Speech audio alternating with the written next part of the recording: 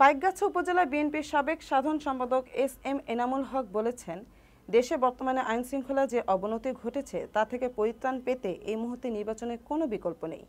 চারদিকে আওয়ামী লীগের দোসররা ঘাপটি মেরে বসে আছে। দেশের প্রতিটি খাতে এখন যে নৈরাজ্য চলছে তার পেছনে এই আওয়ামী লীগের দোসররা জড়িত। সুযোগ পেলে তারা আবারও বাংলার মাটিতে স্বৈরাচারের কালো থাবা বসানোর চেষ্টা করবে। প্রশাসনের মধ্যে ঘাপটি মেরে বসে থাকা আওয়ামী লীগের শাবকগুলোকে চিহ্নিত করে আইনের আওতায় এনে বিচারের মুখোমুখি করতে হবে। ২৬ মার্চ উপলক্ষে খুলনার পাইকগাছার পুরাতন পরিবহন কাউন্টার মোড়ে পৌর যুবদলে ইফতার বিতরণ অনুষ্ঠানে প্রধান অতিথি বক্তব্যে তিনি এসব কথা বলেন। খুলনা জেলা প্রতিনিধি রেজা আহমেদের পাঠানো তথ্যচিত্রে দেখুন বিস্তারিত।